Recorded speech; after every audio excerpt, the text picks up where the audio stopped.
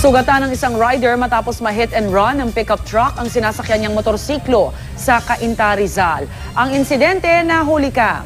Narito ang report ni Athena Imperial. Kumalat sa isang social networking site ang CCTV video na ito kung saan huli ang pagbangga ng isang pickup sa motorsiklong nasa harap nito.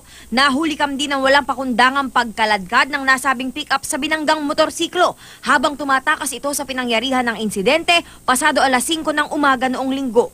Papasok daw noon sa trabaho ang rider at may-ari ng motor na si Cedric Balite nang huminto umano siya sa kahabaan ng Marcos Highway sa may Village East sa Cainta, Rizal.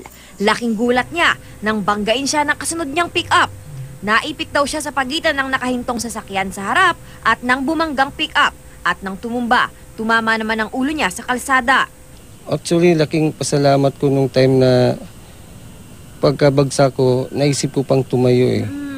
Malamang ako ngayon, wala ako ngayon. Kung talagang naipit ako doon, baka patay na ako or disabled na ako ngayon. Ayon sa traffic sector ng Cainta Police, lumalabas na ang may-ari ng bumanggang pick-up na may plakang UTD 689 ay nakarehistro sa LTO na pagmamay-ari ng isang Robert Felipe na taga Bulacan. Pero hindi sila sigurado kung ito pa rin ang may-ari ng pick-up at kung ito mismo ang nagmamaneho ng mangyayari ang aksidente. Gayunman, gustong matunto ni Cedric kung sino man ang driver ng pick-up nang ma-hit and run siya. Desidido raw siyang sampahan ito ng kaukulang kaso dahil sa ginawa nito. Mga ganitong pangyayari, dapat hindi pagsawalang bahala. Dapat talagang isumbong to sa bigyang hustisya. Kasi katulad nung nangyari sa akin, paano kung namatay ako? Wala nang maano sa pamilya ko.